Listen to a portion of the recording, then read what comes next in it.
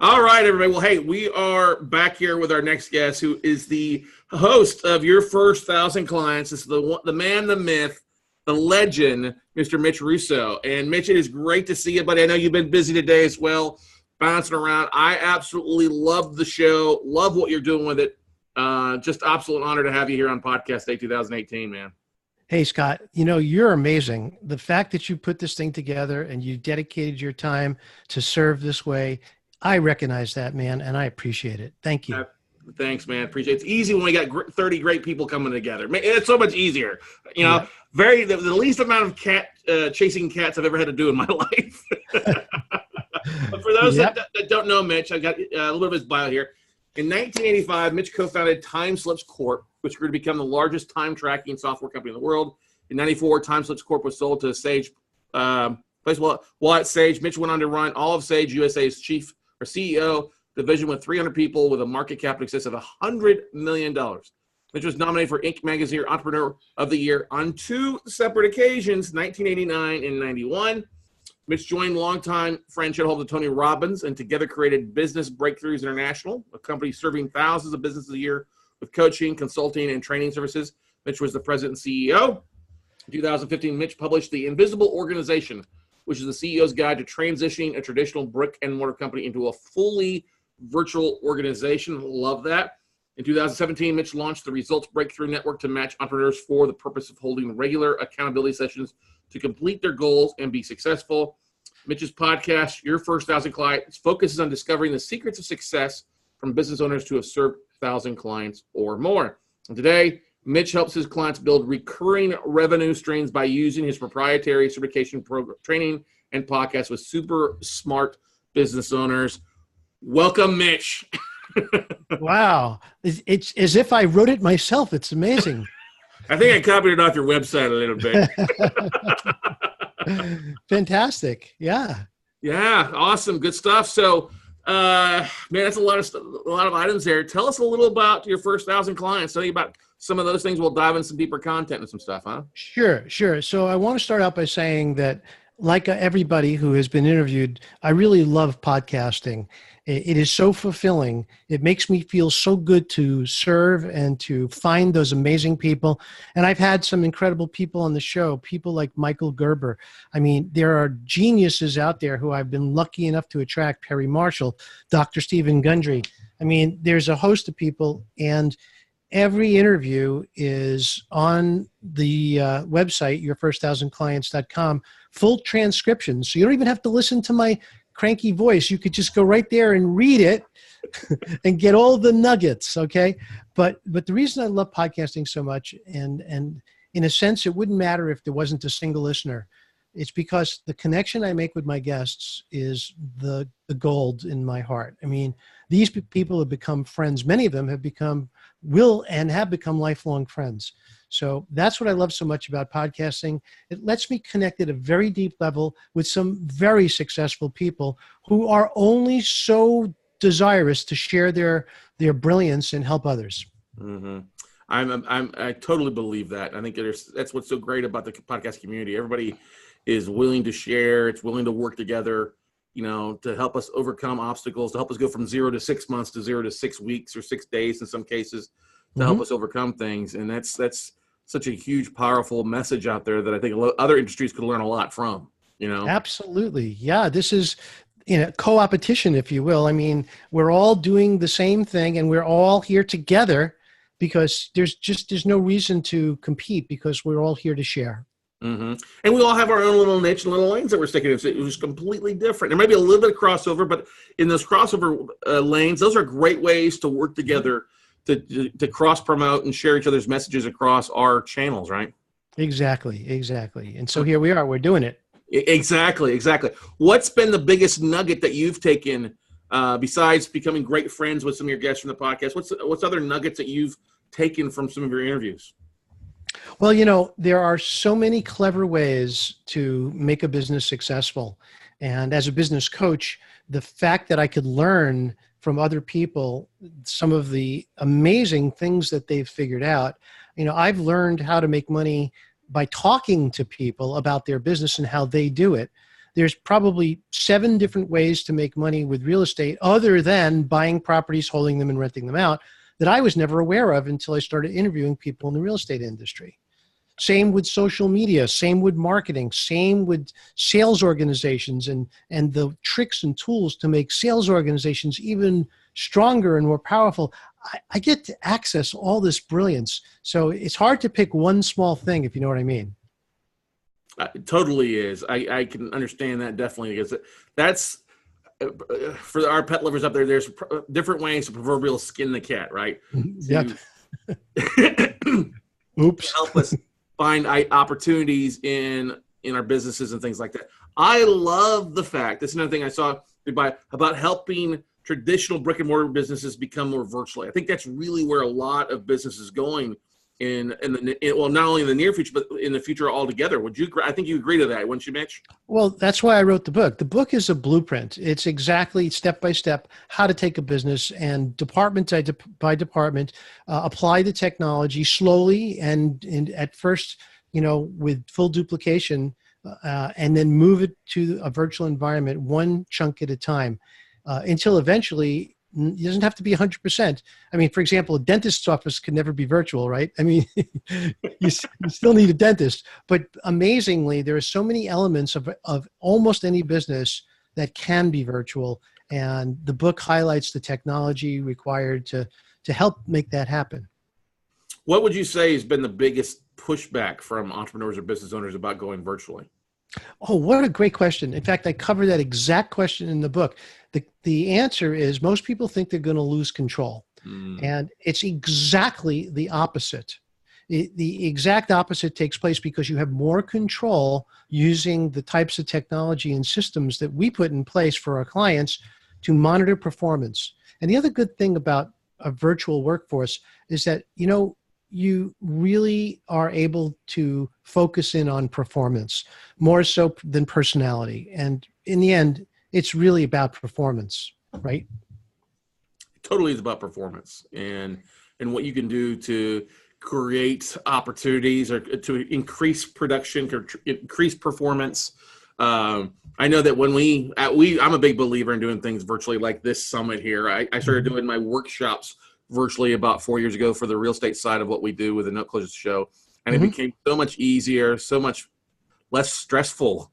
It's one of the biggest things. Sure. And became a lot more affordable, and our overhead went down dramatically, helped us become more profitable because we just decided to think outside the box and go that route. So kudos to creating the manual and the guide for entrepreneurs out there to make things happen. Now, what's probably the best advice that you can give? We'll take this on 2 things. First, the entrepreneur who's looking to go that route. What's probably the first thing they need to think about if they're going to be going virtually? See, the book was written in 2014, published in 2015. Since then, just about every entrepreneur I know is already virtual and already planning to be virtual. So it's a big shift in just the last 4 years. Sure. Older folks, guys my age who are running companies, will love the book. Younger folks probably know most of what's in the book. They may not know what the perspective of the CEO is or the management skills required to run a virtual company.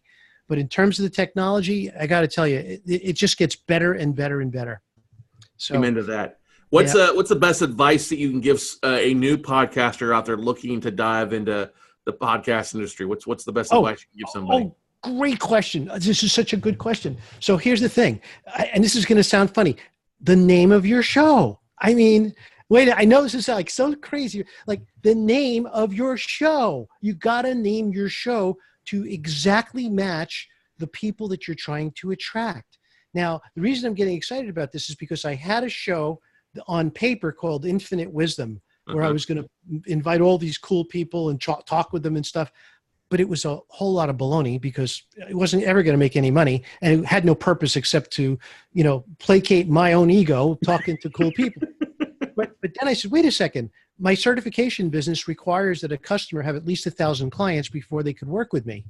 So why not create a show that attracts as guests my ideal perfect client? That's your first 1,000 clients. So my guests become my clients, not my listeners. I mean, I invite my listeners to, but for the most part, it's because my guests are already at the point that they could use what I do. They use my services. So if you're a podcaster and you could figure out how to name your show exactly the right name to attract your ideal customer, whether it be your listener or your guests, do it. Spend the time, invest the thought power, the brain power, burn the midnight oil, make that name pop. Exactly. And I want to add one more thing to that. Use and make sure the name's not taken on the social media handles.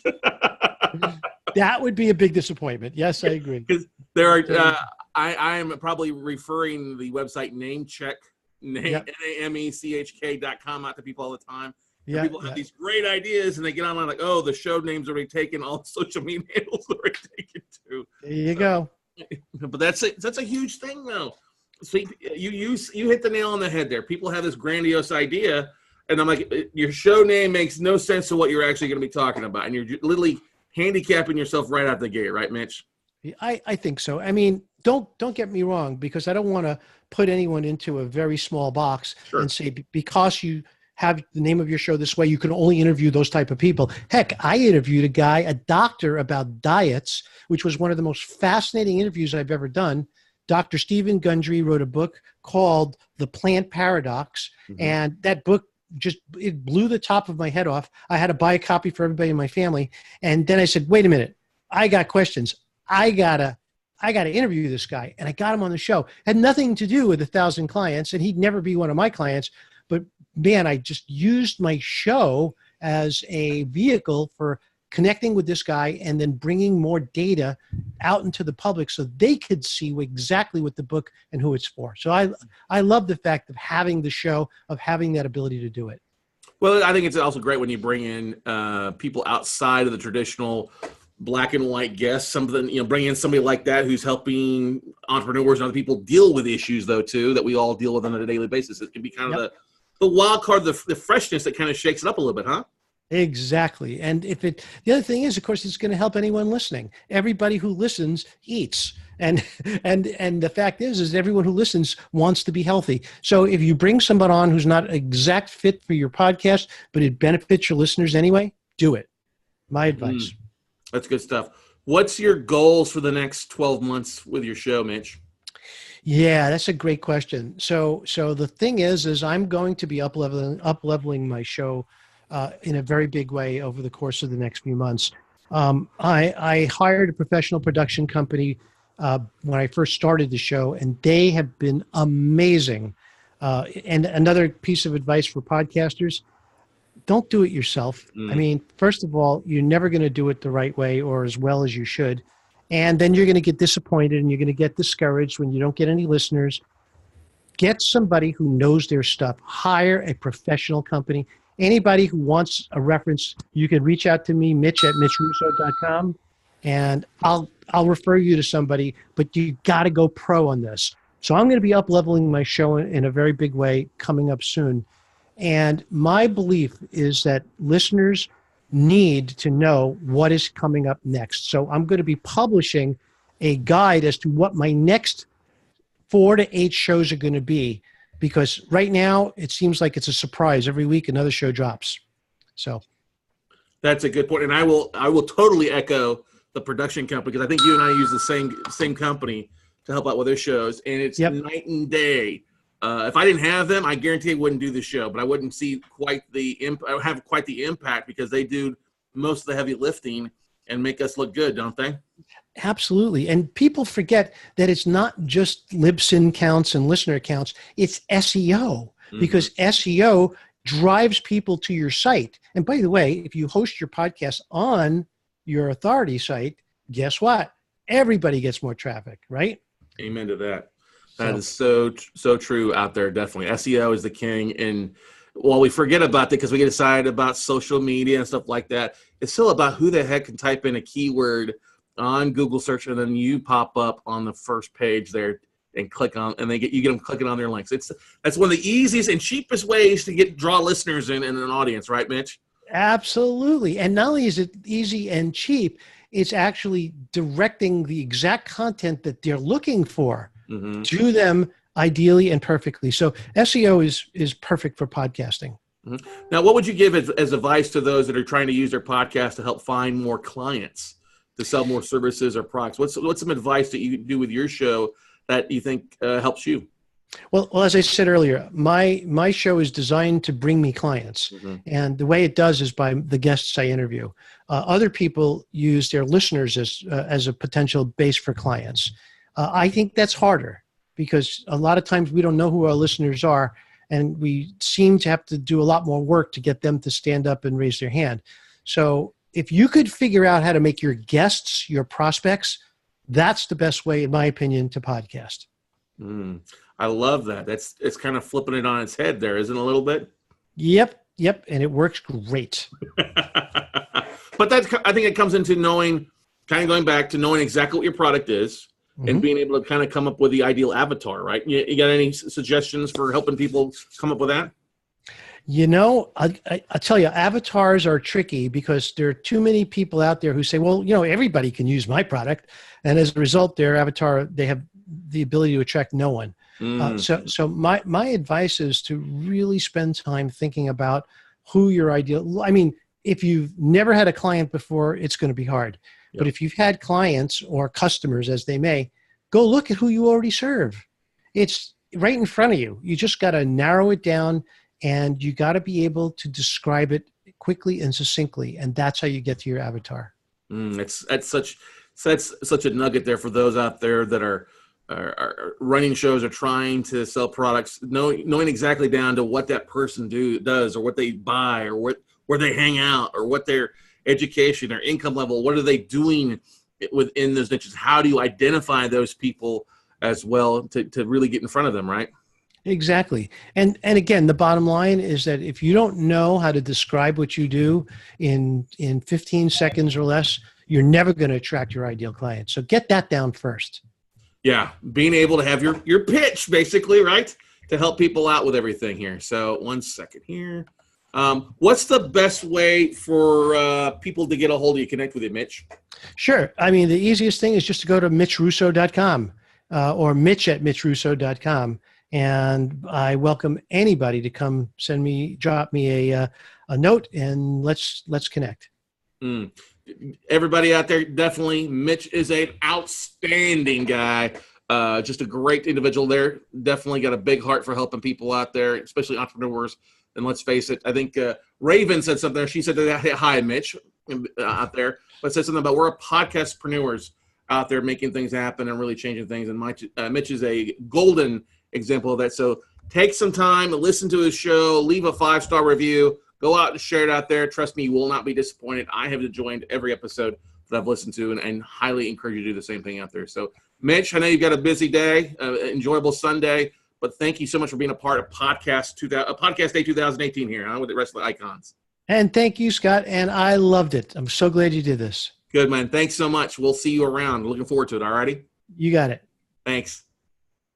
All right, guys, that's going to bring up our next guest here in just a second.